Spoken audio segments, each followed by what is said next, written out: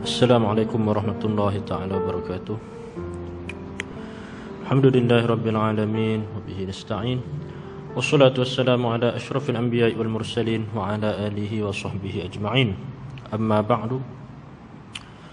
Baiklah, insyaAllah kita akan sambung daurah pengajian kita Kitab Syama'il Asy-Syarifah pada hadis ke-68 muka surat 65.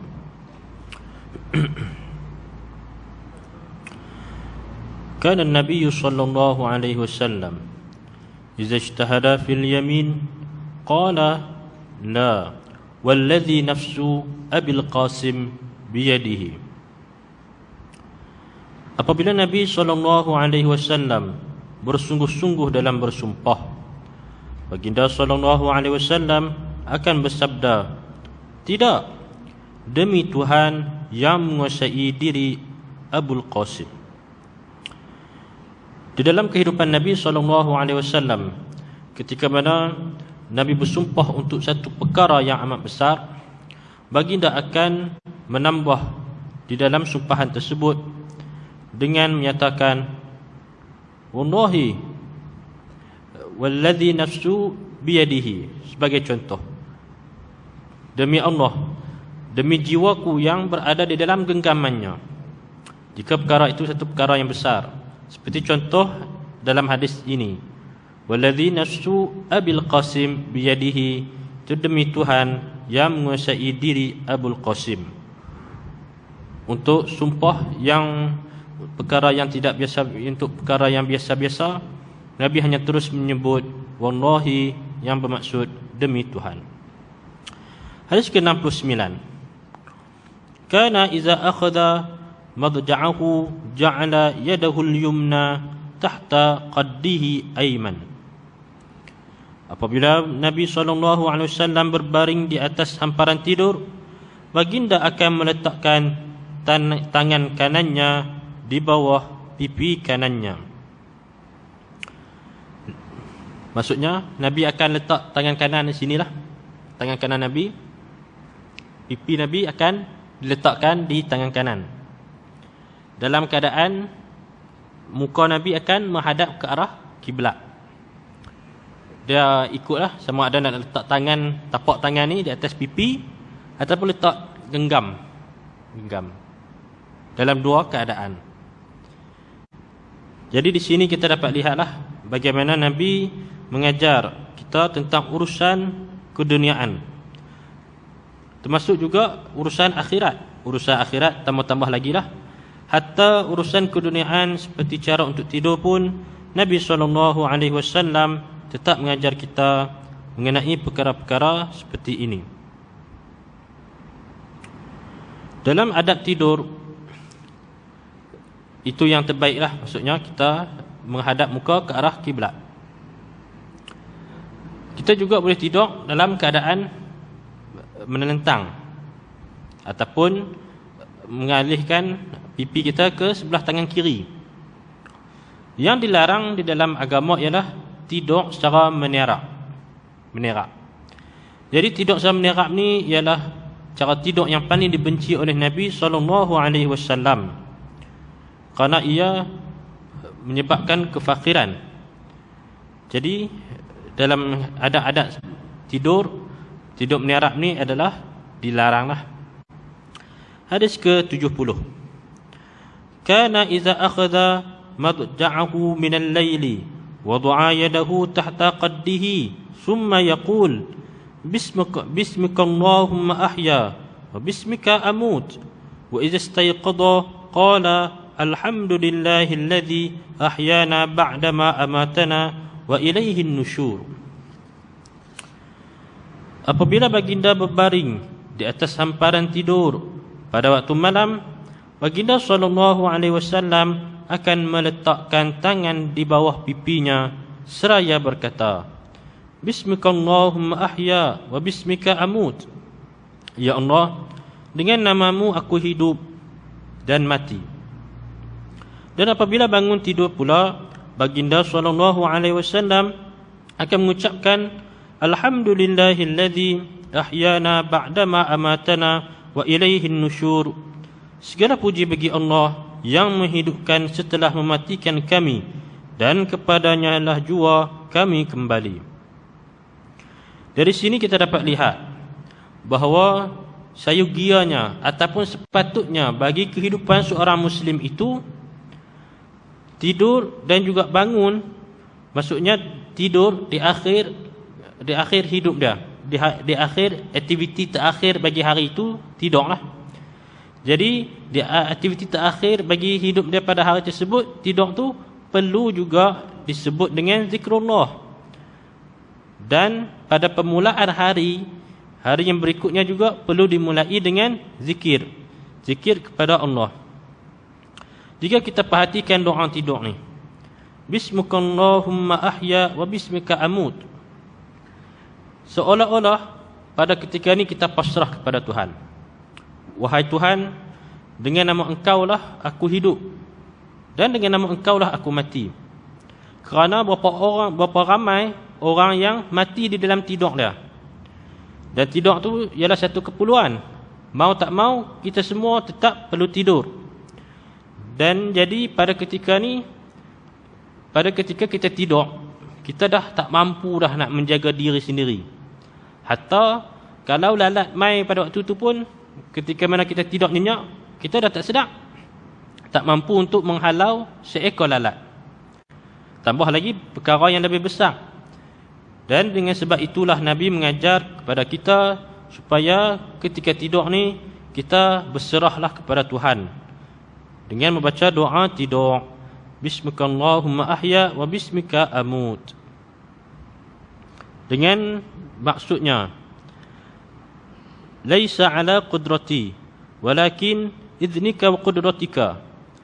Wahai Tuhan, tak ada dayalah bagiku pada ketika ni, semuanya aku berserah kepada kudrat dan kuasamu untuk menentukan segalanya bagi diriku. Hadis ke-71. Kana iza akhadha madja'ahu min al-layli qala bismillahi wada'tu jambi Allahumma ighfir li dhanbi wakhsi syaitani wa fukka rihani wasaqqil mizani waj'alni fin nadil a'la.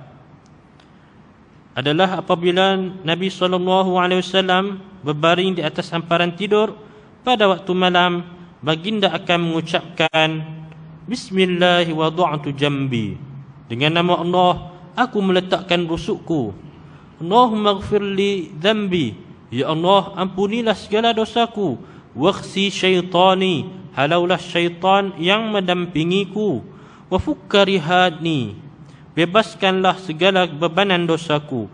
Wasaqqil mizani, beratkanlah timbanganku. Waj'alni fin nadil a'la, dan tempatkanlah aku di kedudukan yang tinggi.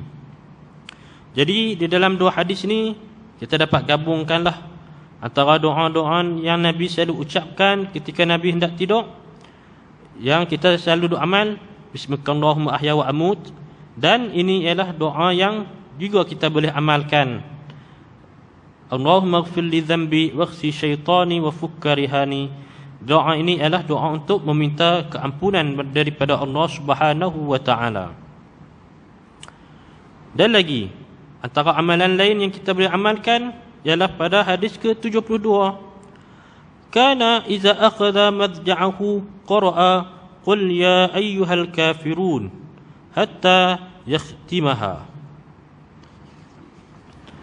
Yang bermaksud apabila berbaring di atas hamparan tidur, baginda sallallahu alaihi wasallam akan membaca qul ya ayyuhal kafirun sehingga selesai. Munasabahnya surah ini kerana dapat memperbaharui iman dan membersihkan diri daripada kekufuran. Jadi hadis ini menerangkan kepada kita bahawa di dalam tidur ia mempunyai beberapa adab. Antaranya bukan sahaja adab cara untuk tidur, juga ada adab cara untuk kita membaca. Contohnya baca doa sebelum tidur dan baca surah Qul ya ayyuhal kafirun ini. Dan juga adab yang ketiga ialah mensejahterakan hati.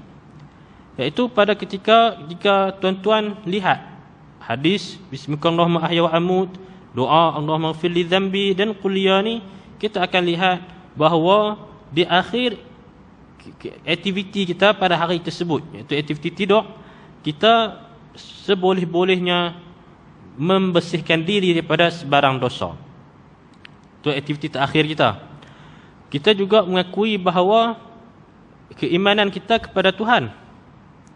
Kita juga memohon kepada Allah supaya mengasihani kita jika sekiranya pada malam itu kita dipanggil dan dijemput oleh Tuhan Rabbul Izzah ke alam barzakh. Itu adalah beberapa sunnah yang sebenarnya kita perlu tuntut, yang sebenarnya kita perlu laksanakan. Jadi jika sekiranya kita berjaya melaksanakan ketiga-tiga aspek di dalam sunnah sebelum tidur ini, maka sudah semestinya kehidupan kita akan lebih bermakna. Kita tidak akan tidur dalam kegusaran. Kita tidak akan tidur dalam keresahan hati. Kerana sebelum tidur, minda kita, jiwa kita telah kita letakkan kepada Tuhan kita, Allah Subhanahu wa taala. Hadis ke-73. Kana iza akhadha ahlahu wa'aku amra bil hasa fasuni'a thumma amarahum fahasu wa kana yaqul innahu la yartu fuad al hazin wa yasru an fuad as saqim kama tasru ihdakunna al wasakha bil ma'i an wajhiha. Adalah apabila keluarga baginda ditimpa kesakitan, baginda SAW mengarahkan mereka supaya memasak al-hasa, lalu dimasaknya. Kemudian baginda mengarahkan mereka supaya menghirupnya, lalu mereka melakukannya. Baginda bersabda, sesungguhnya hasa ini dapat menguatkan hati orang yang bersedih dan menghilangkan sakit hati, seperti mana salah seorang kamu menghilangkan kekotoran daripada wajahnya dengan air. Al-hasa ialah makanan yang diperbuat daripada air dan tepung. Ia boleh diibaratkan sebagai, pada masa kini, sebagai syurbah, sebagai sup. Jadi apabila seseorang itu ditimpa kesakitan, demam, sakit gigi, sakit kepala, jadi dia akan kurang mood, dia tak ada rasa nak makan. Jadi antara benda yang mudah untuk dilakukan ialah buat sup ataupun buat muai, benda yang lembut, dan juga campuran dengan air, campuran beras dengan air ataupun campuran air dengan tepung. Jadi apabila kita makan sup panas-panas sebagai contoh, maka sudah tentu emosi kita akan lebih stabil, akan menguatkan hati dan menghilangkan rasa sakit hati, seperti mana wajah kita, seperti mana kita mencuci kekotoran yang ada pada wajah kita dengan air. Ini antara ni jugalah kita boleh lihat mukjizat Nabi SAW ketika memberi cadangan mengenai macam mana kita untuk menguruskan emosi, menguruskan melayan orang yang sakit. Lihatlah betapa Islam ni mengajak kita daripada sekecil-kecil perkara hinggalah ke sebesar-besar perkara. Hadis ke-74. Kana idza dahana sabba fi rahatihi al-yusra fabada bihajibaihi summa 'ainaihi summa ra'sahu. Apabila ingin melumurkan minyak, baginda SAW akan menuangkannya di atas telapak tangan kiri terlebih dahulu. Kemudian baginda memulakan sapuan di atas kening, mata dan seterusnya di kepala. Jadi apabila baginda SAW ingin melumurkan minyak, maka baginda akan meletakkan di tangan kiri, telapak tangan kiri. Kemudian barulah baginda akan oleskan telapak tangan kiri, dan barulah akan disapukan di kedua-dua kening, mata dan seterusnya di kepala. Ini menunjukkan baginda seorang yang cermat lah. Letak dekat tangan kiri, boleh je ambil itu, terus ini kan. Tapi ini menunjukkan bahawa baginda SAW ialah seorang yang cermat. Dan jika tuan-tuan perhatikan, hadis ini melumurkan minyak. Tadi ada dah melumurkan sapuan lemak, menyapu rambut. Dan kemarin ada hadis tentang jenis-jenis sapuan minyak ni juga di rambut. Jika kita perhatikan contoh hadis tentang hadis kemarin masa Ustaz Muhammad bagi ceramah tu berkenaan hadis tentang apa fizikal Nabi, rupa paras Nabi. Ada hadis yang mengatakan Nabi ada bulu dada yang halus, atau menceritakan mengenai kening tersambung tak tersambung.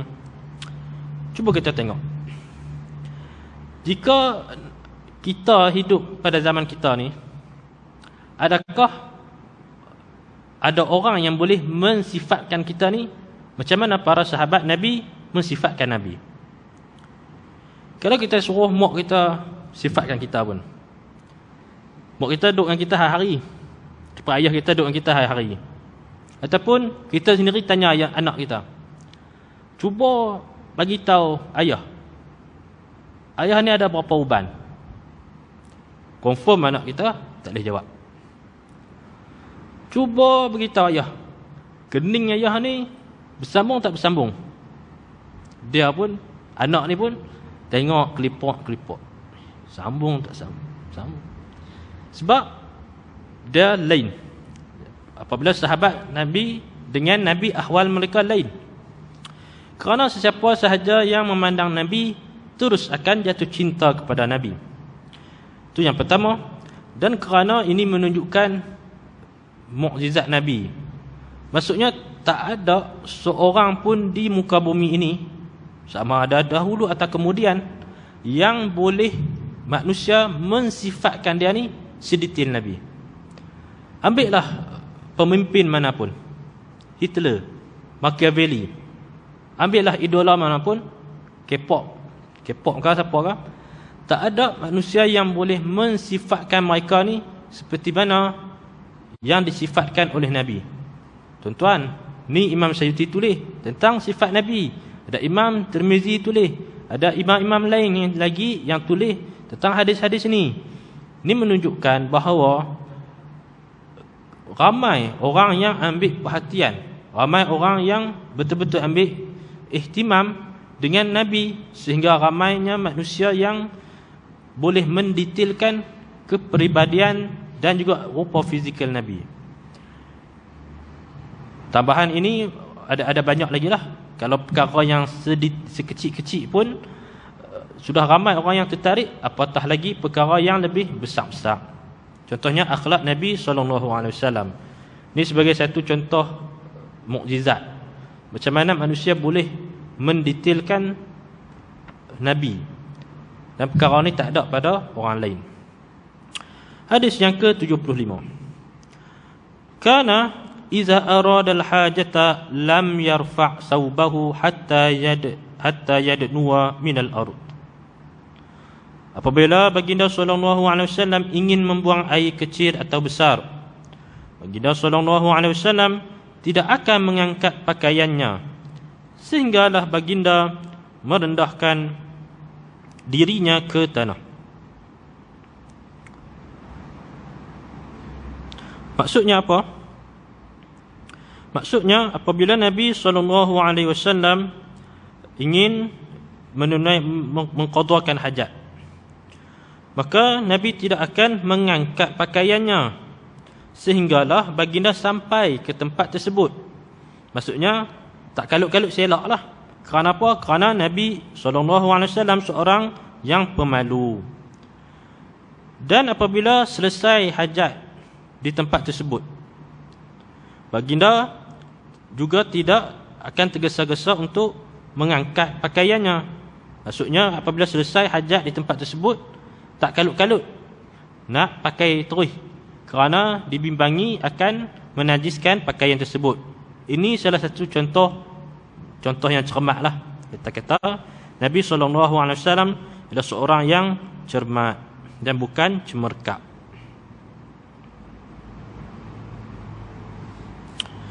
Hadis yang ke-76. Kana sallallahu alaihi wasallam idza arada al-hajata ab'ada. Adalah Nabi SAW apabila ingin membuang air kecil atau besar, baginda SAW akan menjauhkan diri daripada orang lain. Ini keadaan apabila Nabi SAW di tempat lapang, di sahara, di padang pasir, ketika musafir. Jadi Nabi akan menjauhkan diri daripada orang, sehingga sejauh itu orang tak akan bau. Satu, dan orang tak akan dengar tentang aktiviti yang kita lakukan. Hadis yang ke-77. Kana iza arada an yabul fa ata azazan min al-ard akhadha 'udan fanakata bihi fil ard hatta yusira min at-turab thumma yabula fihi. Apabila Nabi SAW melalui sebuah kawasan tanah yang keras dan berhajat untuk membuang hadas kecil, baginda akan mencari sebatang kayu, lantas menggunakannya untuk menggali lubang sehingga bertebangan debu. Kemudian baginda SAW menunaikan hajatnya di situ. Jadi apabila Nabi SAW lalu di satu tempat dan terasa ingin membuang air kecil, dan tempat itu ialah tempat yang kerah, berbatu sebagai contoh. Jadi daripada hadis ini Nabi mengajarkan kepada kita supaya membuat lubang. Kerana apa? Kerana jika kita terus membuang air kecil di tempat yang keras tersebut, risikonya ialah akan berlaku percikan. Jadi membuat lubang tu adalah untuk mengelakkan terkenanya percikan air kencing di baju kita. Jadi ini adalah hadis mengenai istinja, ataupun hadis mengenai bagaimana Nabi SAW mengqadakan hajat baginda. Jadi seperti yang saya katakan tadi, para sahabat bukan sahaja menumpukan pada ciri-ciri fizikal Nabi. Ketika Nabi membuang air kecil pun, para sahabat memberi perhatian. Jadi perkara ini menunjukkan keperhatian sahabat yang sangat tinggi kepada Nabi. Ini menunjukkan hubungan sahabat dengan Nabi ini bukan hanya sekadar seorang guru dengan murid, bukan hanya bersama disebabkan ilmu. Kalau seorang tu bersama disebabkan ilmu, seperti yang kita tengok pada hari ini, dia seperti hubungan antara cikgu dan anak murid. Di sekolah rendah, cikgu yang mengajar di sekolah rendah akan dilupakan oleh pelajarnya apabila dia meningkat ke alam sekolah menengah. Di alam sekolah menengah, pelajar belajar dengan guru. Selalunya pelajar di sekolah menengah di sekolah menengah ni, pelajar akan lebih rapat dengan guru pada fasa tersebut, sebabkan pembesaran mereka menjadi remaja pada ketika tu. Jadi remaja ni mereka nak orang faham mereka. Jadi guru di sekolah menengah ni lah yang kita katakan lebih faham lah mengenai hati mereka pada ketika tu. Apabila pelajar ni meningkat ke alam universiti, di alam universiti pelajar dengan lecturer tak apa. Pelajar ni rasa ditindas, dia ada rasa assignment banyak, dia rasakan diri dia ni dibuli oleh guru. Dia rasakan dia mengaji tak faham. Jadi dia cuba salahkan pada lecturer lah, macam biasalah. Jadi apabila perkara tu berlaku, jadi hubungan antara pelajar dengan lecturer tu tak baik. Itu adalah hubungan antara pelajar dengan cikgu, hubungan atas dasar ilmu. Habis sahaja kamu dapat sijil, habis saja dapat rizal periksa, habis saja dapat degree, habislah hubungan antara pelajar dan juga cikgu. Tapi berbeza dengan hubungan antara sahabat dan juga Nabi. Betul, sahabat ni dia mengaji dengan Nabi. Mengaji A sampai Z. Mengaji hadis, mengaji mengenai tauhid, mengaji tentang Quran, mengaji mengenai kehidupan, mengaji mengenai apa tujuan kita hidup, mengaji tentang apa kita akan jadi selepas kita mati. Dan apabila sahabat ni mengaji dengan Nabi, hubungan mereka ni bukan sahaja setakat ilmu yang dapat tu.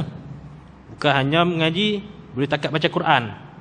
Baca Quran, oh sedap, berhenti. Tak. Apabila hubungan sahabat dengan Nabi ni, ia dinamakan satu terhubung kaitan suhbah. Suhbah antara sahabat dengan Nabi ni adalah berdasarkan kecintaan. Kecintaan mereka terhadap Nabi. Jadi disebabkan itulah, setiap apa yang Nabi buat, mereka akan ikut. Tuan-tuan pernah dengar kan, ada sahabat ketika mana dia jalan-jalan, tak ada angin, tak ada lubang apa, terjatuh. Orang tanya, lembek lututnya, kata. Tak ada angin, tak ada lubang, jatuh, kata. Jadi dia kata tak. Dia kata sebab Nabi SAW pernah jatuh dekat sini. Jadi aku nak menunjukkan kecintaan aku kepada Nabi, aku pun kena jatuh dekat sini. Jadi perbuatan ini menunjukkan hubungan keterkaitan yang sangat hebat antara sahabat dan juga Nabi. Kerana cinta mereka ni kepada Nabi. Dan apabila kecintaan mereka ni, mereka meriwayatkan hadis. Seperti mana kita cerita kepada kawan kita, bila makan kedai tu, masak lemak dah tu sedap, kata.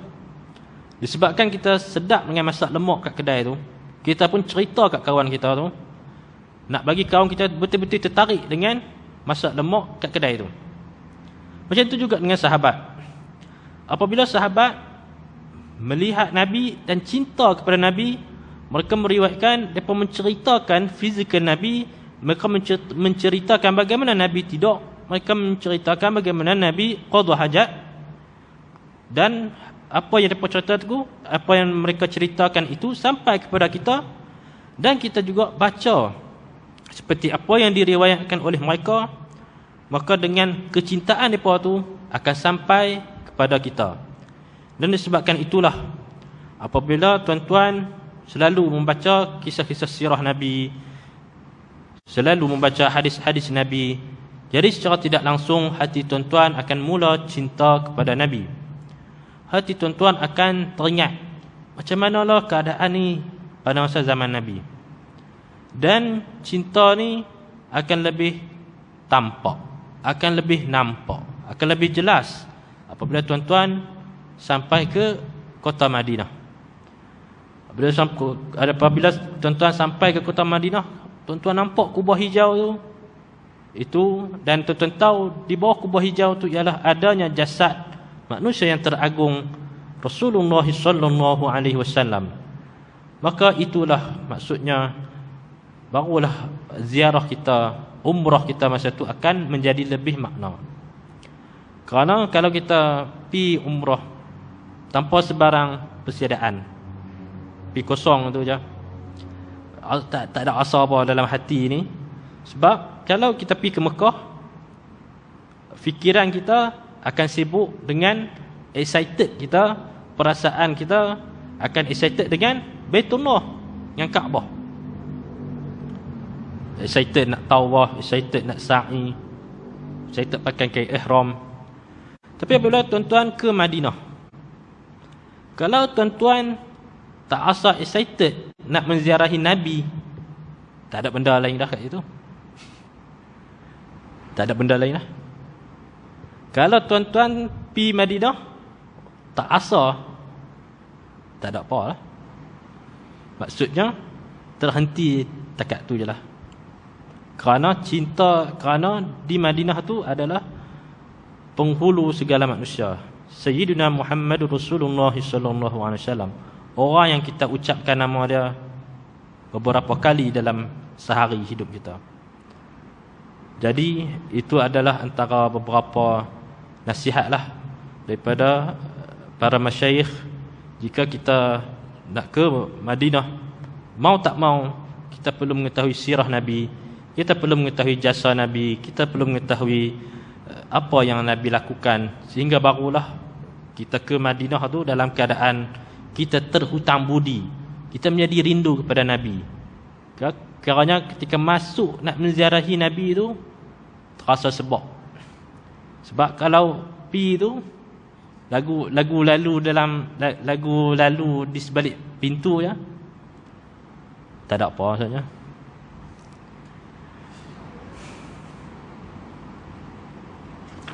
Hadis yang ke-78. Kana iza arada an yanama wa huwa junubun ghasala farjahu wa tawaddu'a lis-shalah. Adalah Nabi SAW apabila ingin tidur, sedangkan baginda SAW masih dalam keadaan berjunub, baginda akan membasuh kemaluannya, lalu berwuduk seperti hendak menunaikan solat. Oleh itu disunatkan untuk mengambil wuduk ketika berada dalam keadaan berjunub, sebelum tidur dan sebelum mandi hadas, kerana perbuatan ini dapat menyegarkan tubuh badan. Jadi apabila kita berjunub dan kita nak tidur, jadi disunatkan kita mengambil wuduk. Ya, mengambil wuduk dalam keadaan berjunub tidak memberi apa-apa kelebihan. Bukannya bermaksud kalau ambil wuduk ni dan kalau ambil junub, ambil wuduk ni boleh pi pegang Quran. Tak juga. Bukan bermaksud berwuduk ni kita boleh pi sembahyang. Tak juga. Mau tak mau dia kena mandi wajib. Jadi kenapa Nabi SAW ambil wuduk? Dan kenapa juga kita dituntut untuk ambil wuduk? Kerana apabila kita berwuduk tu, dia adalah sebagai juz'un. Juzuk yang pertama untuk mandi wajib, dan dia juga ialah sebagai muqaddimah untuk mandi wajib. Itu dalam keadaan berjunub. Disebabkan itulah disunatkan kita kalau nak mandi wajib tu berwuduk. Lain keadaannya dengan orang yang haid. Orang yang haid, kalau dia ambil wuduk, maka dia seolah-olah mempermainkan agama. Haram hukumnya jika dia tahu. Kerana apa? Kerana ambil wuduk dalam keadaan haid itu tidak memberi apa-apa faedah. Bukannya dengan sebab dia ambil wuduk dalam keadaan haid itu dia boleh pergi sembahyang. Tak. Bukannya dia ambil wuduk tu dia boleh pergi tawaf. Tak. Bukannya dia ambil wuduk tu boleh buat benda-benda yang dibolehkan. Jadi ambil wuduk dalam keadaan haid itu adalah haram dan tidak memberi apa-apa manfaat. Hadis ke-79. Kana iza arada an yanama wa huwa junubun tawadda'a wudu'ahu lis-shalah, wa iza arada an ya'kula aw yashraba wa huwa junubun ghasala yadayhi thumma ya'kulu wa yashrab. Adalah Nabi SAW apabila ingin tidur, sedangkan baginda masih dalam keadaan berjunub, baginda akan berwuduk seperti hendak menunaikan solat. Apabila ingin makan dan minum dalam keadaan masih berjunub, baginda akan membasuh kedua-dua belah tangannya lalu makan dan minum. Hadis ini menerangkan kepada kita bahawa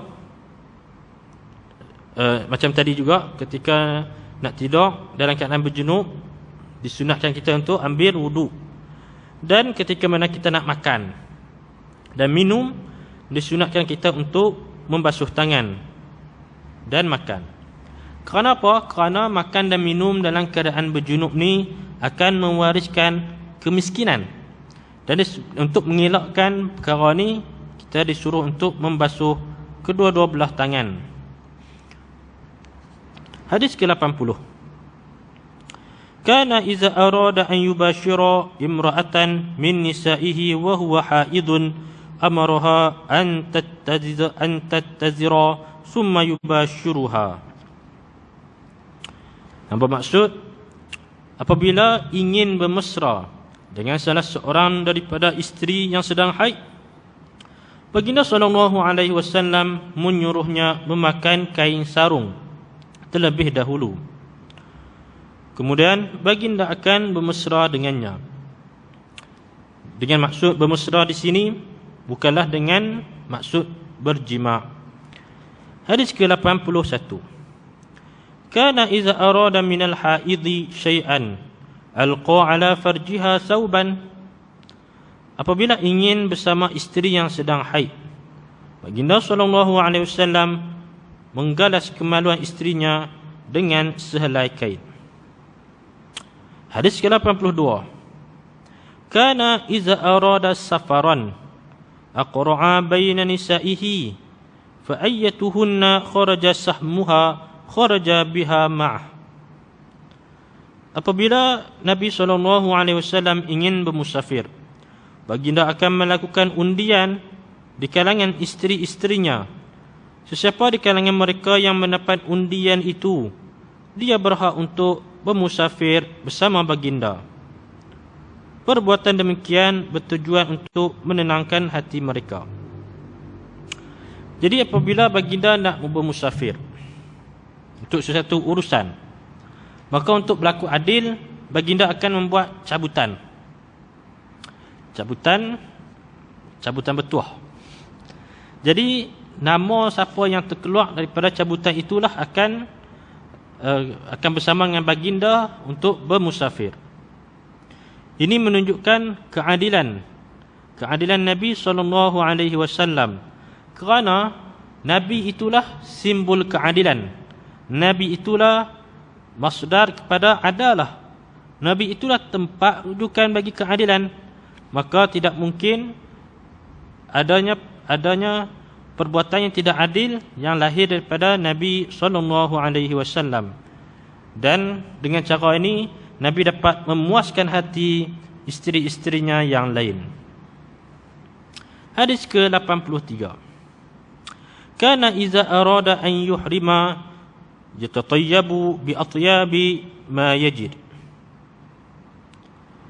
Adalah apabila Nabi SAW ingin berihram, baginda SAW akan mengenakan wangian yang terharum yang pernah dimilikinya. Maksud yuhrima ialah berihram ketika ingin melaksanakan ibadat haji. Maksud tatayyab pula mengenakan wangian tersebut sebelum berniat ihram, dengan mengenakan wangian terharum yang pernah dimilikinya. Hal demikian untuk memuliakan ibadat haji, kerana ibadat ini sebahagian syiar yang agung. Jadi dalam keadaan berihram, sudah tentu kita tidak boleh berwangi-wangian. Jadi apakah maksud hadis ni? Dia macam yang kita duk buat itulah. Ketika mana kita pergi ke tempat miqat, kita mandi sunat ihram. Jadi lepas mandi tu, kita mewangi-wangian tu pada waktu itulah. Sama juga dengan Nabi. Nabi menggunakan wangian tersebut ketika waktu tu, sebelum niat ihram lagi ya. Apabila berwangi-wangian kemudian pakai kain ihram, maka ini menunjukkan syiar Tuhan yang agung. Maksudnya kita mengagungkan, kita meraihkan syiar Tuhan ini dengan berwangi-wangian, kerana perkara itu termasuk di dalam perkara yang menyenangkan hati. Jadi daripada sini yustahab tatayyab qabla an yuhrima. Jadi disunahkan kita untuk berwangi-wangian sebelum kita berniat ihram. Bukan maksudnya kita dah niat ihram dah, lepas tu pergi pibuh minyak wangi, tak kena tu. Kalau buat lagu tu, dia akan kena dam. Hadis ke-84. Kana iza arada an yuthifa ar-rajula bituhfatin saqahu min ma'i zamzam. Adalah Nabi apabila ingin memberikan seseorang hadiah, baginda SAW akan memberikan air zam-zam untuk diminum. Kenapa air zam-zam? Kerana air zam-zam ni ialah a'zamul hadiyah li'annahu abrakul ma'i fil alam. Kerana air zam-zam ialah air yang paling berkat di dalam muka bumi ini. Hadis ke-85. Kana iza arada an yad'uwa ala ahadin aw yad'uwa li ahadin qanata ba'da ruku'i. Adalah Nabi apabila ingin mendoakan kemudaratan atau kebaikan kepada seseorang, baginda SAW akan membaca qunut untuk tujuan itu selepas rukuk. Kerana doa qunut ini ialah mustajab. Mustajab waktu doa kita dok baca dalam mazhab kita, mazhab Syafi'i, ketika mana kita baca doa qunut tu, waktu tu ialah waktu yang mustajab, iaitu selepas rukuk, sebelum sujud. Dan disebabkan itulah kita akan lihat setiap pagi intipati doa qunut yang kita minta tu. Setiap baris, setiap ucapan yang kita minta dalam doa qunut tu mengandungi pelbagai maksud, mencakupi pelbagai aspek kita dalam kehidupan. Itu boleh tengok baliklah maksud doa qunut. Hadis ke-86. Kana iza arada an ya'takifa shalla al-fajr thumma daqala mu'takafah. Adalah apabila Nabi ingin beriktikaf, baginda sallallahu alaihi wasallam akan menunaikan solat fardu subuh lalu memasuki ruang iktikafnya. Apabila Nabi SAW sembahyang subuh bersama para sahabat, apabila selesai solat tersebut, baginda akan masuk ke dalam tempat iktikaf dalam keadaan la yatakallama ma'an nas. Nabi tidak akan bercakap-cakap, berbual-bual kosong dengan manusia.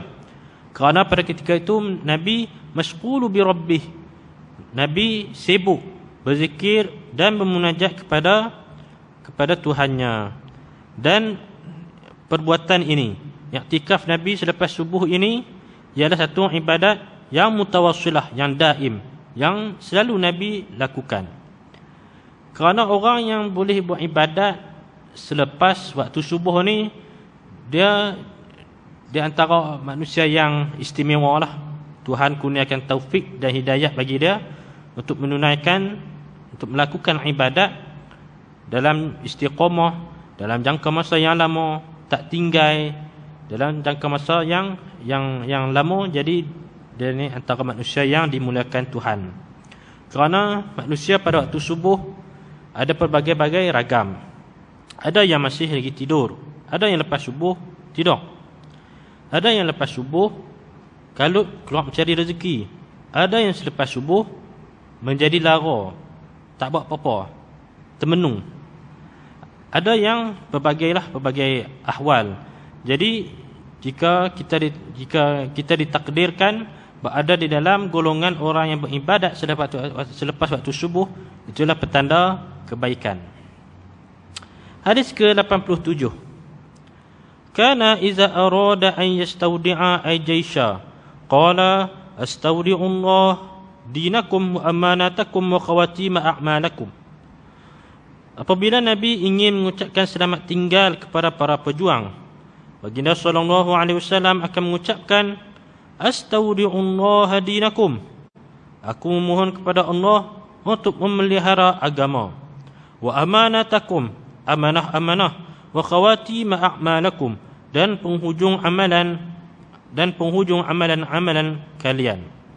Jadi ini ialah satu ucapan selamat tinggal dan doa yang Nabi ucapkan kepada tentera baginda untuk memelihara, untuk memohon peliharaan dan pertolongan Allah Subhanahu wa taala. Jadi doa ini kita dapat amalkan juga ketika mana kita nak bermusafir, kita nak tinggal rumah, kita nak tinggal anak bini. Jadi kita boleh ucapkan astaudi'ukumullah dinakum wa amanatakum wa khawatim a'malakum. Kerana pada ketika ni kita telah meletakkan harapan kita kepada Allah. Kita telah meletakkan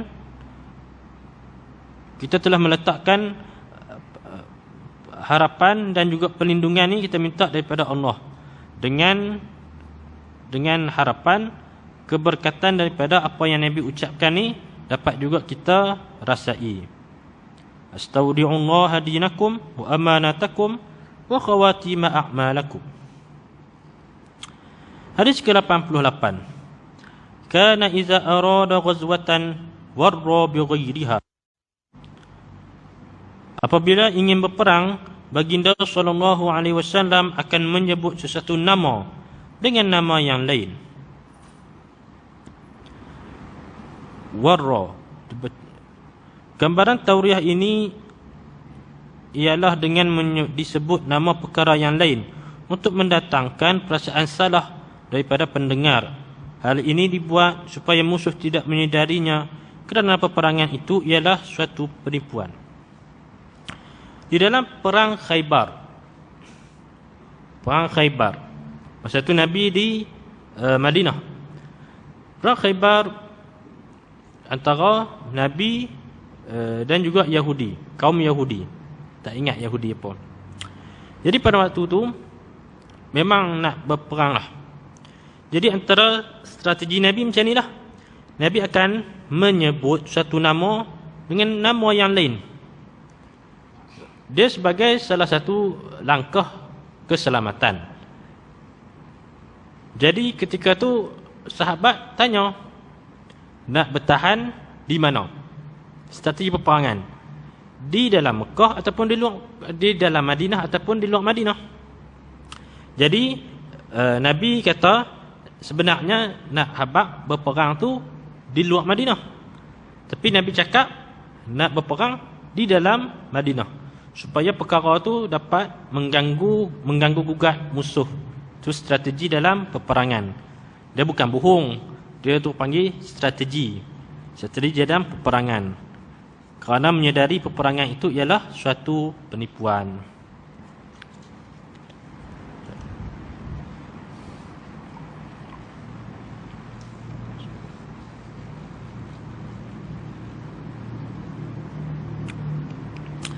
Hadis ke-89.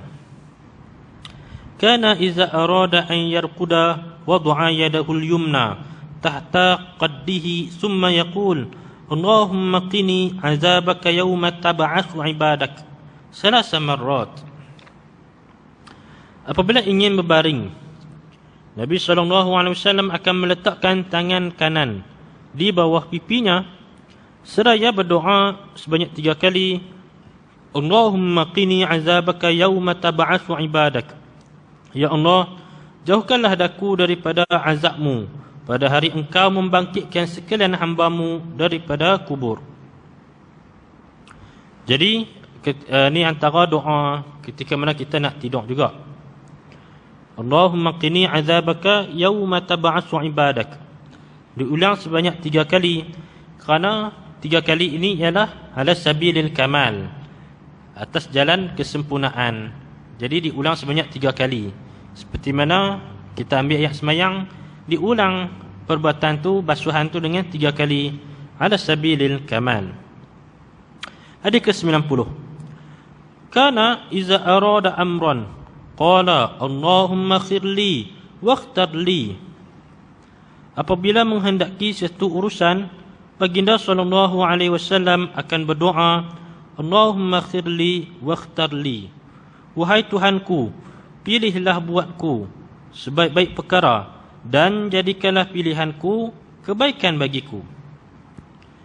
Hal ini kerana setiap kebaikan itu berdasarkan perkara yang dipilih oleh Allah Subhanahu wa taala. Jadi doa yang pendek ini, Allahumma khirli wakhtar li. Ya Allah, pilihlah buatku sebaik-baik perkara dan jadikan pilihan itu kebaikan bagiku. Dia dalam kehidupan ni kita terpaksa membuat beberapa keputusan yang penting. Dalam keputusan itu kadang-kala kita menjadi ragu-ragu. Kita bertanya pendapat ramai orang. Dan kita memohon pertolongan daripada Allah Subhanahu Wa Taala. Kita buat solat istiqarah dan kita juga boleh baca doa ni. Jadi bagaimana sebenarnya Tuhan menjawab pertanyaan kita tersebut? Ada orang yang dia mimpi dapat jawapan seketui. Ada orang yang dia tak, tapi benda tu option dia ada pilihan A dengan B. Lepas saja dia buat istiqarah apa semua tu, tiba-tiba pilihan B tu hilang. Yang hanya tinggal ialah pilihan A. Maka dia pun menjalani pilihan A. Tetapi ada juga keadaan yang apabila istiqarah dibuat tapi tetap tak nampak jalan. Jadi sedar tak sedar sebenarnya ketika proses istiqarah itu dilakukan, sebenarnya Tuhan dah lorong dah dia ke pilihan yang Tuhan tetapkan. Maksudnya A dengan B, sedar tak sedar dia sebenarnya Tuhan dah lorong dah dia ke pilihan A. Seakan-akan apabila dia fikir balik, kalau dia ambil keputusan, ambil pilihan A ni, sudah tentu pilihan tu lebih mudah. Tu antara beberapa caralah Tuhan untuk memberi jawapan ketika mana kita istiqarah, meminta pertolongan, meminta panduan, petunjuk daripada Tuhan. Kerana kadang-kadang kita ni gelojoh. Kita ni kadang-kadang minta ini, nak ini. Padahal sebelum-sebelum ni dengan Tuhan, muamalat dengan Tuhan tu apa nama, tak ni pun tak apa cermat pun dengan nak buat ibadat dengan Tuhan tu, culah pun. Tapi apabila kita ada masalah, kita nak jawapan tu seketui. Jadi itu ialah muamalah yang fasik lah, muamalah yang tak elok dengan Tuhan. Hadis ke-91. Kana iza arada safara qala Allahumma bika asulu wa bika ahulu wa bika asiru. Apabila hendak bermusafir, Nabi SAW akan berdoa, Allahumma bika asulu, wahai Tuhanku, dengan bantuanmu aku menyerang. Wa bika ahulu, aku membuat hilah. Wa bika asiru, dan juga menawan. Asulu ialah aku menyerang musuh. Manakala ahulu ialah aku berpindah dari tempat yang diserang musuh. Maksudnya melarikan diri, menyelamatkan diri. Keadaan ini adalah menetap dan berundur daripada satu tempat dalam peperangan. Semua ini adalah dengan kekuatan, kurniaan, pertolongan dan kemampuan serta bantuan daripada Allah Subhanahu wa taala. Hadis ke-92. Kana idza arada an yuzawwija imra'atan min nisa'ihi ya'tiha min wara'il hijab fayaqulu laha ya bunayyah inna fulanan khatabaki fa in karihtihi faquli la fa innahu la yastahi ahadun an yaqula la wa in ahbabti fa inna sukutaki iqrarun. Adalah apabila hendak mengahwinkan salah seorang perempuan, anak perempuan, maksudnya daripada kerabat ataupun anak perempuan Nabi sendiri, maka Nabi akan datang kepadanya, kepada perempuan tersebut di sebalik tabir, lalu bertanya kepadanya, wahai anak perempuan kesayanganku, sesungguhnya seorang lelaki telah datang untuk meminangmu. Sekiranya kamu tidak menyukainya, jawablah kepadaku, tidak. Sesungguhnya seorang itu tidak perlu malu menyatakan tidak. Sekiranya kamu menyukainya, maka diamlah. Itu tanda setuju. Jadi hadis ini mengajarkan kepada kita seorang wali perlulah meminta izin, perlulah meminta pandangan daripada perempuan pada anak perempuan mereka jika sekiranya datang orang meminang mereka. Jadi dalam hadis ini menyatakan perempuan itu boleh untuk membuat pilihan. Kalau tak suka, jawab sahaja tidak. Kadang-kadang perempuan pada zaman Nabi SAW, mereka sangat tinggi adab mereka. Jadi kalau mereka tak mau, mereka tidak akan menyatakan tidak pada Nabi. Tapi mereka buat sengak, buat tak bergerak, buat loy. Tu kira tak maulah tu. Dia ada beza lah. Kalau dia diam juga. Tapi diam dia ni, kalau diam setuju tu, ada reaksi macam lain. Tapi diam lagu tak mau ni, reaksi dia macam lain. Kerana mereka tak akan katalah tidak tu kepada Nabi. Walaupun Nabi itu ayah mereka. Kerana ta'adduban, kerana beradab dengan Nabi SAW. Hadis ke-93. Kana izas tajadda sauban sammahu bismihi qamisan aw imamatan aw ridaan thumma yaqul Allahumma lakal hamd anta kasawtanihi as'aluka min khairihi wa khairi ma suni'a lah wa a'udzu bika min syarrihi wa syarri ma suni'a lah. Apabila memakai pakaian baru, Baginda SAW akan menyebut namanya qamis atau serban atau rida. Kemudian baginda akan berdoa, Allahumma lakal hamd, wahai Tuhan, wahai Tuhanku, segala pujian bagimu. Anta kasawtani, engkaulah yang memakaikan pakaian ini kepadaku. As'aluka min khairihi wa khairi ma suni'alah, aku memohon kepadamu kebaikan dan kebaikan yang akan terhasil daripadanya. Wa'udzu bika min syarrihi wa syarri ma suni'alah, dan aku berlindung denganmu daripada kejahatannya dan kejahatan yang akan terhasil daripadanya. Jadi ini ialah sunnah. Satu sunnah apabila kita memakai pakaian yang baru. Jadi kita meminta pertolongan daripada Tuhan supaya apa sahaja yang kita pakai, pakaian baru itu mendatangkan kebaikan, mendatangkan keberkatan. Kerana takut-takut pakaian baru ni macam tahu-tahulah akan mewariskan perasaan riak. Kerana pakaian baru tu, nama pun pakaian baru kan, mesti dia tu trending, mesti dia tu paling update. Jadi dia akan berbangga-bangga dengan rakannya yang lain. Jadi itu akan mewariskan sifat kibr, sifat riak, dan riak dengan orang yang tidak berkemampuan. Dan adalah Nabi ini selalu akan pakai pakaian baru ni pada hari Jumaat. Kerana pada hari Jumaat ialah Sayyidul Ayyam, hari penghulu segala hari. Seperti mana yang dinyatakan pada hadis 94. Kana izas tajadda sauban labisahu yaumul jumu'ah. Apabila memakai pakaian yang baru, Baginda SAW akan memakainya pada hari Jumaat. Hadis ke-95. Kana izas tarasa al-khabara tamassala bi baiti tarfata wa ya'tika bil akhbari ma lam tuzawwidi.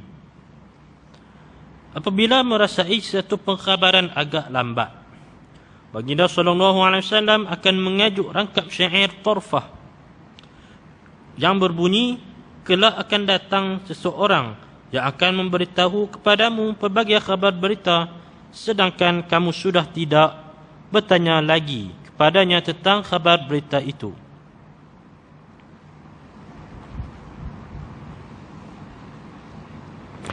Jadi dalam hadis ini menyatakan bahawa ketika Nabi tenanti-nanti pengkhabaran, tenanti-nanti utusan, tenanti-nanti berita, dan berita itu agak lambat. agak lambat sampai.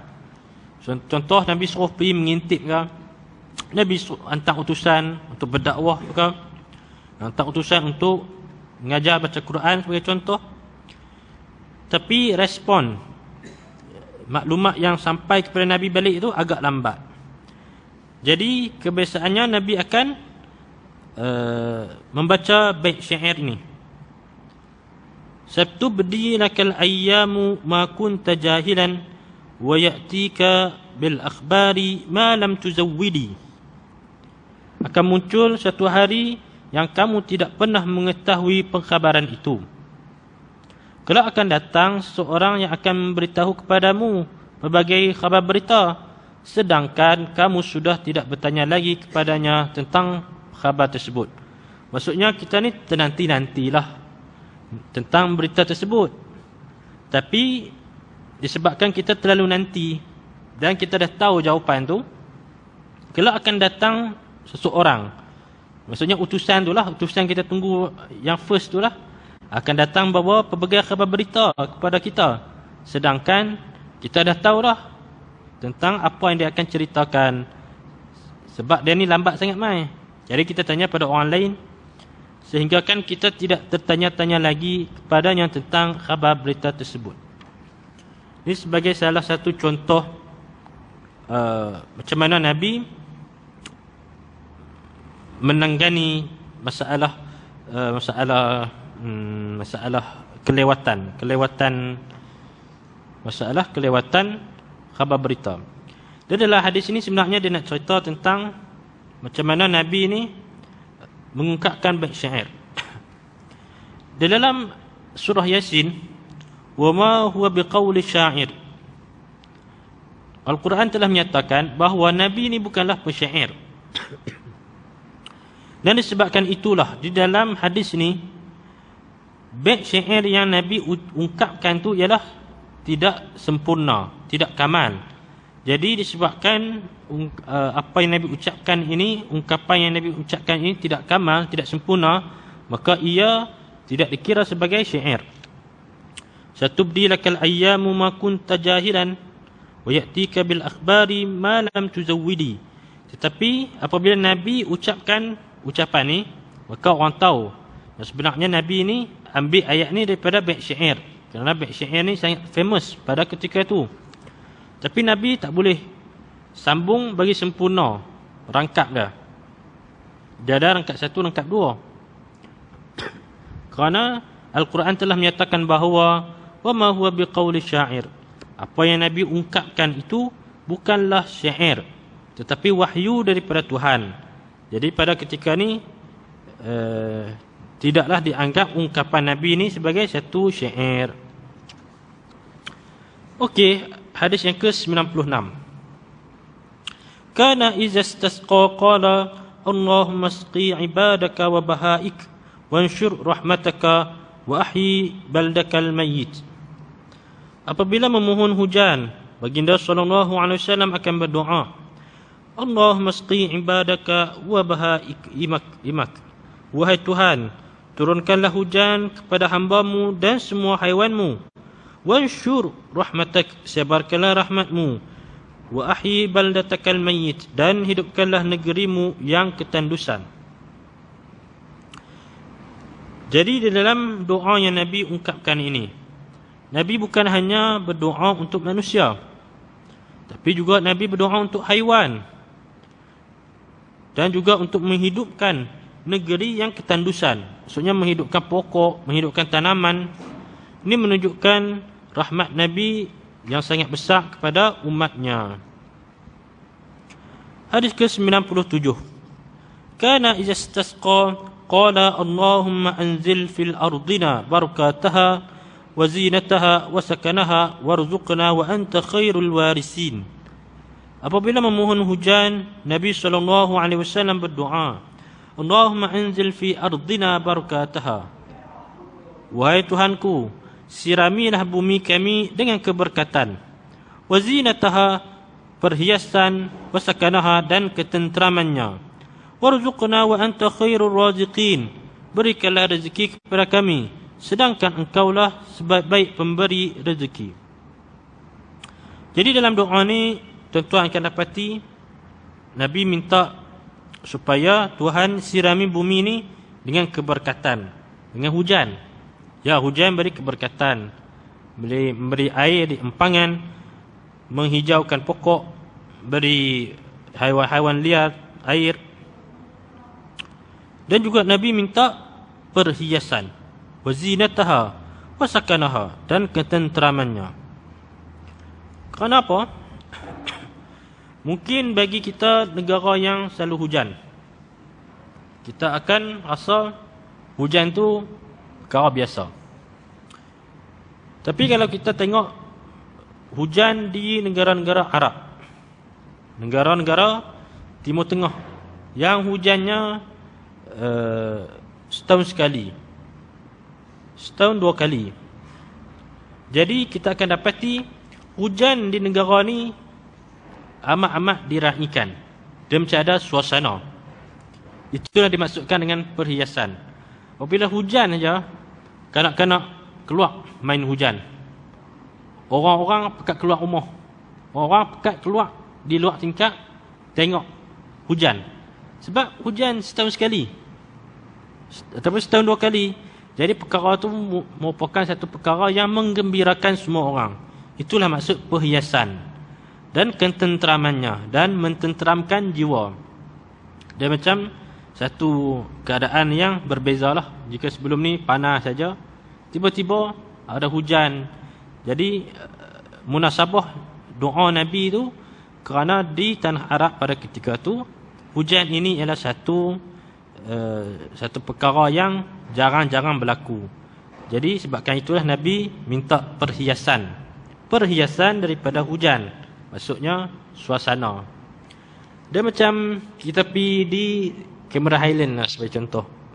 Pergi Cameron Highland, sejuk, tempat sejuk. Tiba-tiba hujan. Jadi kita akan rasakan hujan di tempat sejuk tu dia satu perkara lain. Bagi orang Cameron Highland, benda besar. Jadi benda bagi kita, dia rasa benda tu macam satu yang menyegarkan. Tu maksudnya zinataha, perhiasan hujan, wasakanaha, dan ketenteraman hujan.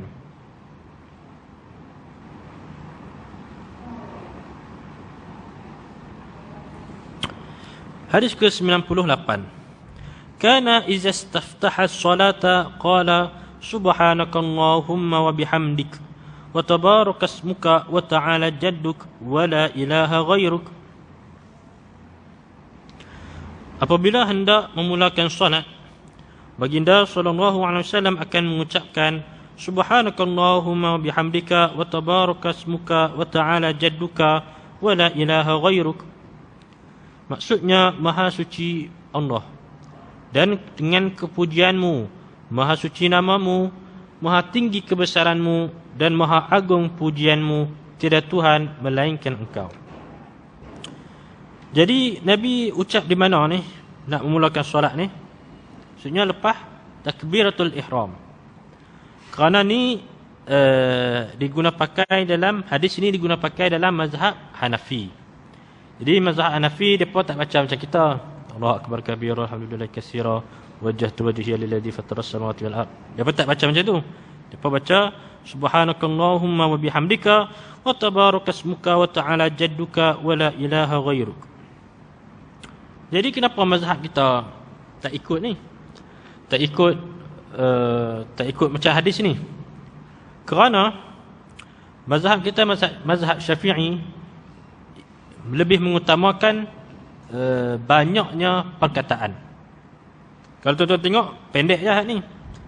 Tapi kalau cuba banding dengan wajjahtu wajhiya allazi fataras samawati wal ardh hanifan musliman wa ana minal musyrikin inna salati, terasa yang mazhab Syafi'i ni lebih panjang doa iftitah dah. Kenapa? Kerana Imam Syafi'i memilih lafaz ni kerana lafaz ni lebih panjang. Jadi pahalanya juga akan lebih banyak. Macam tu juga dalam sirah tasyahud dan juga sirah dalam solat jenazah. Ada bezalah antara lafaz-lafaz yang diucapkan dalam mazhab-mazhab yang berlainan. Hadis ke-99. 12 syukur lah. Bolehlah 100 hadis no. Kana izas talamal rukna qabbalahu wa wada'a qaddahu aymana alaih.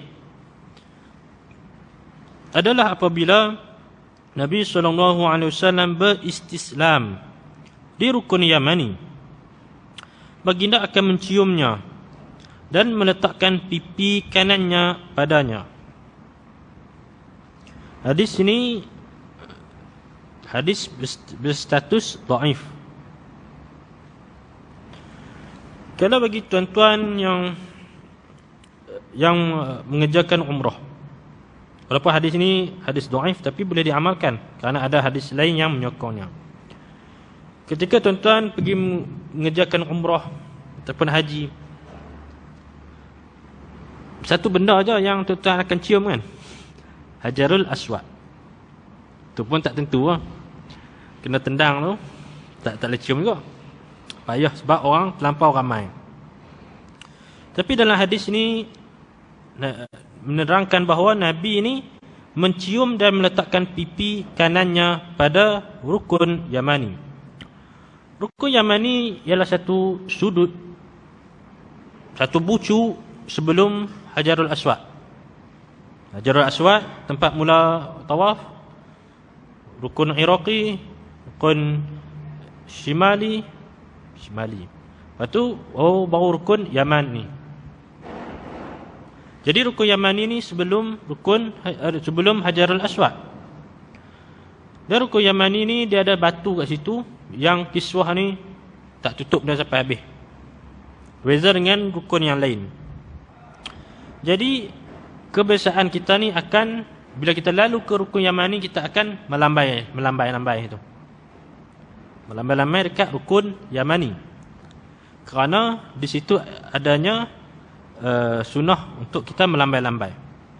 Tapi mengikut hadis ini juga merupakan sunnah untuk kita cium rukun Yamani dan kita meletakkan pipi padanya. Tetapi fuqaha fiqh mengatakan bahawa cukup dengan sekadar melambai-lambai pada rukun Yamani. Kenapa? Kerana tidak mahu menghilangkan, menenggelamkan khususiat mencium Hajarul Aswad. Tuan-tuan, Hajarul Aswad ni dia akan menjadi saksi kepada siapa yang mencium dia. Hajarul Aswad digambarkan mempunyai mata. Dia juga digambarkan mempunyai lidah. Jadi siapa yang mencium dia, dia akan menjadi saksi di hari akhirat kelak bahawa orang ni mencium aku. Kawan ni cium aku. Hajarul Aswad akan menjadi saksi bagi semua orang yang mencium Hajarul Aswad. Dan diceritakan ketika mana kita mencium Hajarul Aswad juga akan menjilat kita. Kerana dia ada lidah. Dia tak nampak lah. Kalau nampak tu, tak pergi berobok dah apa. Jadi Hajarul Aswad ni, dia ni memang khususiat dia ni, memang nombor satu dia ni ialah menjadi tempat orang mencium. Kerana ia ialah sunnah Rasulullah SAW. Sunnah Rasul ialah mencium Hajarul Aswad. Dan apabila kita mempelajari hadis ini, jadi kita tak heranlah kalau kita pergi umrah nanti, kita tengok ada puak yang duk pergi cium rukun Yamani. Kerana ada hadis yang menyatakan bahawa Nabi juga telah mencium rukun Yamani. Tapi selalu kalau geng-geng ni, geng-geng Pakistan selalu duk pergi cium rukun Yamani tu. Tu saya kira polis tu halau. Babak atas bid'ah. Hadis yang ke-100. Kana izastanna a'ta siwakal akbar wa idza shariba a'ta alladhi an yaminih. Apabila selesai bersugi, baginda sallallahu alaihi wasallam akan memberikan kayu sugi kepada seseorang yang lebih tua. Apabila baginda selesai minum, baginda akan memberikannya kepada orang yang berada di kanan. Jadi di dalam hadis ni menerangkan kepada kita tentang susunan rotit, susunan kedudukan. Apabila Nabi selesai bersugi, Nabi akan memberikan kayu sugi kepada orang yang lebih tua. Dan apabila Nabi selesai minum, akan memberikannya kepada orang yang duduk di sebelah kanan. Jadi di sini terhimpun dua sunnah, iaitu tayammunan, iaitu mendahulukan orang di sebelah kanan, dan juga mendahulukan orang yang lebih tua daripada kita. Kenapa perkara ni diambil perhatian? Kenapa Nabi mendahulukan yang sebelah kanan? Kenapa Nabi mendahulukan orang yang lebih tua? Kerana di dalam agama ni dia mempunyai sistem. Sistem ni tidak akan berubah. Dan disebabkan itulah agama kita ni agama yang sentiasa relevan pada bila-bila masa. Kerana sistem yang ada di dalam agama kita tu telah berfungsi daripada zaman berzaman dan akan sentiasa relevan daripada tahun ke tahun. Contoh sistem dalam kes ini,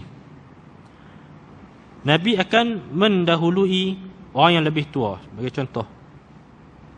Jadi kita boleh ambil pengajaran bahawa di dalam agama ia sangat meraihkan al-aqdar. Al-aqdar ataupun kita katakan protokol. Dan protokol ada VIP, ada VVIP, ada div kehormat dan lain-lain. Dalam satu majlis, perkara ini tidak akan berubah. Sama ada di sekolah menengah ataupun universiti mana pun, sistem protokol ini tidak akan berubah. Termasuklah di luar negara. Inilah namanya sistem. Macam itu juga di dalam agama. Dalam agama kita ada kadar-kadar dia. Dia ada protokol-protokol dia. Kita mesti mendahului orang yang lebih tua. Kita boleh mendahului orang yang di sebelah kanan. Jadi ketika mana Syekh Khalil menghuraikan hadis ini, beliau menegur sebahagian anak-anak muda pada hari ini yang mereka ni kurang adab dengan ibu bapa. Sebagai contoh, ketika mana datang ke majlis, ada kalanya si anak ini akan duduk di hadapan si ayah, dalam keadaan sepatutnya si ayah itulah lebih didahulukan daripada si anak. Ada kalanya seorang murid tu dia duduk di hadapan ustaz dia. Sepatutnya ustaz itulah yang duduk di hadapan dia. Jadi Syekh menegur dengan mengatakan bahawa indama ra'aital majlis la tuhafidul aqdar fa fihi khilal. Jadi setiap majlis yang tidak dijaga, yang tidak diraikan protokol sebegini, maka majlis itu akan berada dalam kecacatan, cacat. Kerana dia seolah-olah macam itulah VIP, VVIP, div kehormat dan sebagainya yang kita nampak dari segi protokol. Tapi apabila kita dalam majlis yang biasa, ketika mana kita dengan ibu bapa kita terkedepan, kerana benda tu telah melanggar protokol. Kita terkedepan daripada ustaz kita, benda tu juga melanggar protokol dan menyebabkan benda tu menjadi, sistem itu menjadi tidak cantik, menjadikan ia satu kecacatan. Hadis ke-101. Kana iza ishtadda al-bardu bakkara bis-salah wa iza ishtadda al-hurru abrada bis-salah. Apabila cuaca terlalu sejuk pada waktu pagi, baginda SAW akan mengawalkan solat. Apabila cuaca terlalu panas pula, baginda akan melewatkan solat. Bakara ialah baginda akan menunaikan solat pada awal waktu tanpa melewatkannya. Maksud abrada ialah baginda mengakhirkan solat sehingga ada bayang-bayang daripada dinding. Ini menunjukkan rahmat dan kasih sayang baginda kepada para sahabat. Hal ini dinamakan al-ibrad dalam perbahasan fiqh. Apabila keadaan panas, mungkin kita akan rasa panas. Tak panas tak mana kita kata. Itu cuaca di Malaysia. Bagi cuaca di negara-negara Arab, panas terutamanya pada waktu zuhur sangat panas. Jadi ketika itu Nabi SAW dengan rahmatnya akan melewatkan sedikit solat zuhur secara berjemaah, kerana untuk memberi rahmat, menunjukkan kasih sayang Nabi kepada para sahabat. Dia kalau waktu zuhur tu, mestilah orang akan mai ke masjid tu sebelum waktu zuhur. Waktu tu matahari betul-betul berada di atas kepala. Jadi Nabi mentakhirkan sikit, melewatkan sedikit, supaya seakan-akan matahari itu bergerak sikit, dan bayang-bayang pun akan terhasil daripada dinding. Maksudnya mungkin akan lewat dalam 1 jam atau 1 jam setengah. Setakat itulah waktu zuhur untuk keluar daripada zon matahari duduk betul-betul kepala. Ini menunjukkan rahmat Nabi kepada para sahabat, supaya dapat bersama-sama menunaikan solat secara berjemaah. Hadis ke-102. Kana iza istaddat ar-rihu الشمال قال اللهم إني أعوذ بك من شر ما أرسلت فيها أو في رواية أو أرسلت به.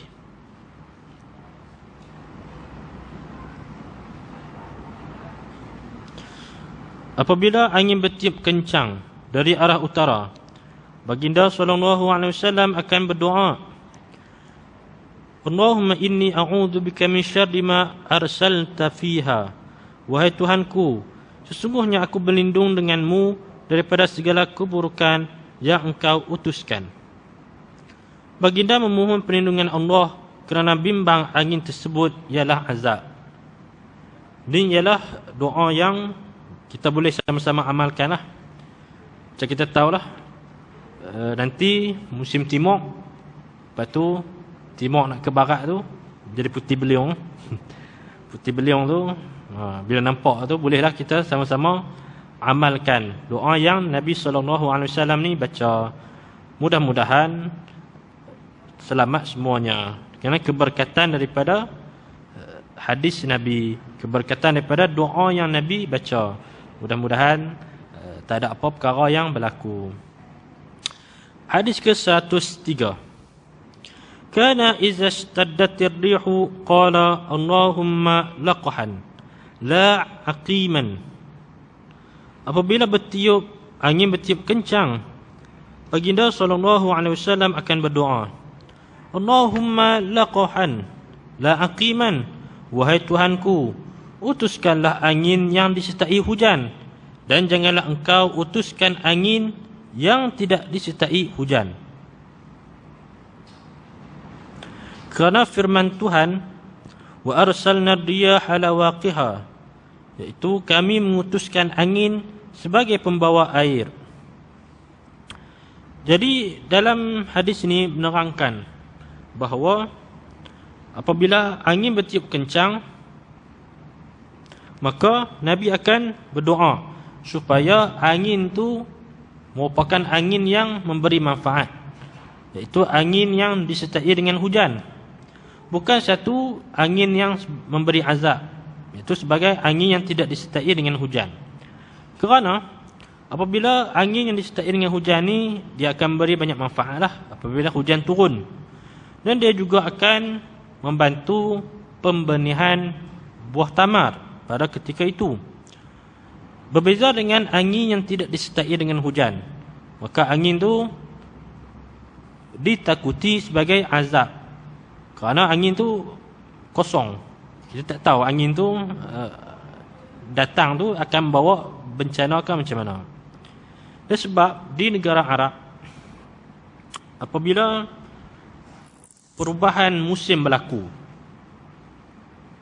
dia, kalau kita tengok balik hadis-hadis sebelum ni, macam mana Ustaz Muhammad cerita bahawa tak boleh minum susu banyak sangat, boleh jadi mudarat ketika cuaca panas. Dia bila cuaca panas di negara Arab, dia akan menyebabkan kita menjadi hidrasi. Tambah kalau kita minum susu pula pada ketika tu. Musim panas ni selalu dia jadi masa bulan Ramadan. Hidrasi ni bila jadi ni tak payahlah. Minum air tu tak terasa. Sebab dia akan dituruti dengan cirit-birit. Dia akan ulang pergi tandas. Masa tu hidrasi tu, kita mandi pun terasa badan je basah. Refreshment tu tak ada. Kesegaran mandi tu tak ada. So dia punya hidrasi. Dia jadi tu yang katakan apabila minum susu pada musim panas tu akan menyebabkan kemudaratan macam itulah. Jadi apabila berakhirnya musim panas, dia nak ke musim luruh. Musim bunga macam tu kot. Tapi tak ada bunga pun sana. Jadi pada waktu tu akan berlakunya angin ribut. Itu ialah yang tuan-tuan tengok dalam WhatsApp tu, yang Mekah angin bawa pasir, itulah tu. Perubahan angin yang berlaku. Jadi bila tuan-tuan biasa tengok video-video macam tu, tuan-tuan boleh relate lah dengan apa yang berlaku pada zaman Nabi ni. Ketika mana angin tu berlaku, jadi Nabi baca doa-doa ni lah, memohon supaya keselamatan ahli keluarga, keselamatan masyarakat dan keselamatan semuanya dipelihara oleh Allah Subhanahu wa taala. Jadi saya rasa setakat itulah, memandangkan masa pun sudah 12.32. Jadi kita berhenti pada hadis yang ke-104. 104. Dan insya-Allah lah majlis pembacaan ni yang dilaksanakan sebanyak 2 hari ini, kemarin dan juga hari ini, berakhir di sinilah. Tapi insya-Allah kita akan cuba mengkhatamkan. Kita akan cuba sehabis baiklah, cuba membaca hingga ke hadis yang terakhir. Itu hadis yang ke 722. InsyaAllah nanti akan cuba bincanglah macam mana. Dan saya mewakili pengurusan Darul Hikmah di bawah naungan Syekh Khalil Ilyas. Berterima kasihlah kepada Tuan Imam atas peluang dan juga menyediakan tempat serta layanan yang baik kepada kami sepanjang sesi daurah ini berlangsung. Dan juga saya mewakili Ustaz Muhammad memohon maaf kepada tuan-tuan lah, ada sekiranya di sebalik perkongsian kami mengenai daurah ini ada terdapat cacat celah. Sudah tentu kami juga ialah manusia biasa, insan biasa, jadi tidak dapat larilah daripada perkara-perkara tersebut. Jadi setakat itulah dahulu pada hari ini. InsyaAllah kita akan cuba menyambung kembali perbincangan mengenai kitab ini pada masa yang akan datang. Allah Subhanahu wa taala a'lam. Sallallahu ala sayyidina Muhammadin wa ala alihi washabbihi wasallam.